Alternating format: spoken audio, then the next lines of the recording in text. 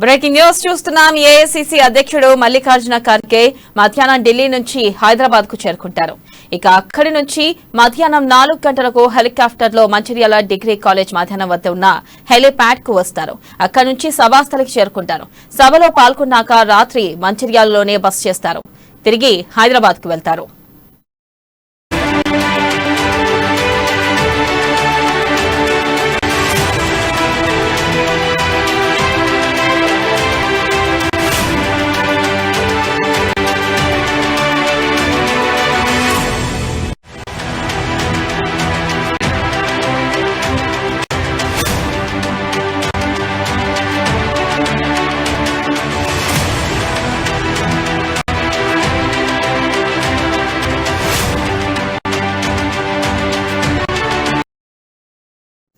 Breaking news చూస్తున్నాం. AICC అధ్యక్షుడు మల్లికార్జున ఖర్గే మధ్యాహ్నం ఢిల్లీ నుంచి హైదరాబాద్ కు చేరుకుంటారు. అక్కడి నుంచి మధ్యాహ్నం 4 గంటలకు హెలికాప్టర్ లో మంచిర్యాల డిగ్రీ కాలేజ్ మైదానం వద్ద ఉన్న హెలిప్యాడ్ కు వస్తారు.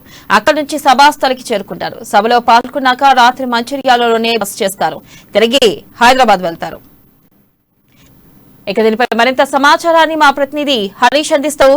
హరీష్, థ్యాంక్ యూ వెన్నెల. అయితే కాంగ్రెస్ అగ్రనేత రాహుల్ గాంధీ పై అర్హత వేటును నిరసిస్తూ ఈ రోజు మంచిర్యాలలో భారీ బహిరంగ సభకైతే కాంగ్రెస్ ప్లాన్ చేసిందని చెప్పొచ్చు. అయితే ఎంపీ కాంగ్రెస్ రాహుల్ గాంధీ ఎంపీ సభ్యత్వానికి నిరసిస్తూ కూడా జై భారత్ సత్యాగ్రహ సభ పేరుతో ఈ సభ భారీ బహిరంగ సభను నిర్వహిస్తున్నది. దీనికి సంబంధించి కూడా అక్కడ అన్ని ఏర్పాట్లైన పూర్తయినా చెప్పొచ్చు. ప్రధానంగా అలాగే మన ఏదైతే టీఎల్పీ నేత బట్టి విక్రమార్క పాదయాత్ర గత నెల 16వ తేదీన ప్రారంభమైంది. ఈ రోజు అయితే మొదటి విడత పాదయాత్ర ఈ రోజుతో కూడా ముగినిన నేపథ్యంలో కూడా ఇక్కడ బట్టి పాదయాత్రను ఏదైతే వచ్చే ఎన్నికలకు శంకారావంగా వాడుకోవాలని చెప్పేసి కాంగ్రెస్ పార్టీ భావిస్తున్నది.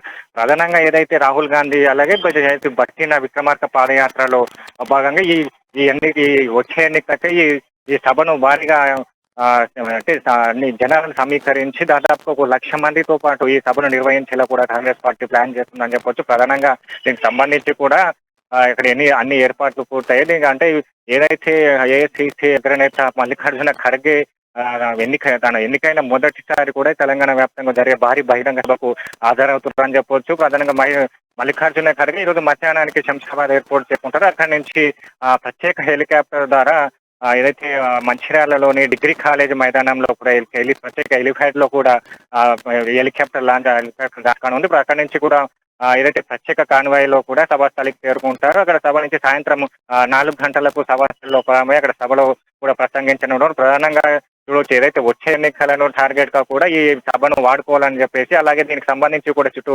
వరంగల్ కావచ్చు అలాగే ఖమ్మం జిల్లాల నుంచి కూడా భారీ ఎత్తున జన సమీకరణ చేపట్టాలని, అలాగే ఏదైతే ఇక్కడ కేంద్ర ప్రభుత్వం కాదు రాష్ట్ర ప్రభుత్వం అనుసరిస్తున్న విధానాలను కూడా ఏదైతే రాహుల్ గాంధీ పైన కూడా అనర్థ వేటు ఏదైతే బీజేపీ కక్ష సాధింపు చర్యలు ఇవటి అన్నిటిని కూడా ఈ సభలో వేదికగా కూడా మల్లికార్జున ఖర్గే ప్రసంగించినారు. ప్రధానంగా రాహుల్ గాంధీ భారత్ జోడో యాత్రకు అనుగుణంగా కొనసాగుతున్న రాహుల్ గాంధీ సందేశాన్ని ఇప్పటికే బట్టి పాదయాత్రలు దాదాపు నెల రోజులు పూర్తి కావస్తుంది. ఈ రాహుల్ గాంధీ సందేశాన్ని ఇంటింటికి చేరవేస్తున్నారు. ప్రధానంగా అక్కడ ఆదిలాబాద్ జిల్లా వ్యాప్తంగా కావచ్చు ప్రజలు ఎదుర్కొంటున్న సమస్యలు బట్టికి ముఖాముఖిగా చెప్పిన పరిస్థితి అయితే ఉంది.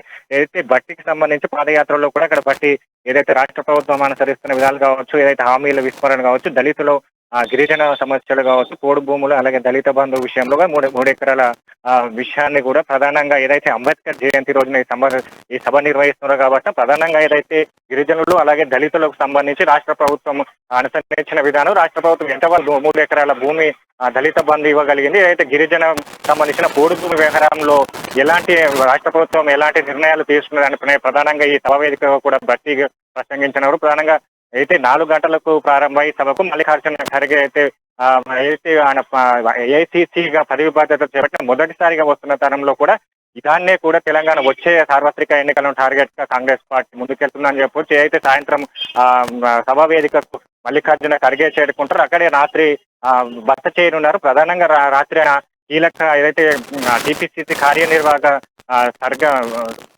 కార్యనిర్వాహక సమావేశం నిర్వహిస్తారు. సమావేశంలో కూడా ప్రధానంగా వచ్చే ఎన్నికల్లో ఏ విధంగా ముందుకెళ్లాలి, ఎలాంటి వ్యూహాలతోటి కాంగ్రెస్ పార్టీ పనిచేయాలి, రాష్ట్రంలో ఉన్న కాంగ్రెస్ పార్టీ విధి విధానాలు ఎంత వరకు పార్టీ బలపడిందనే అంశాలపైన ప్రత్యేకంగా నిర్ణయించి తర్వాత వచ్చే ఎన్నికలపైన రాష్ట్ర నేతలు కూడా దిశానిర్దేశం చేయనున్నారు. అలాగే రాత్రి అక్కడనే బస చేసి ఉదయం హైదరాబాద్కు చేరుకుంటారు. హైదరాబాద్ నుంచి బెంగళూరుకి ఖర్గే వెళ్ళనున్నారు. వెన్నెల. Thank you Harish.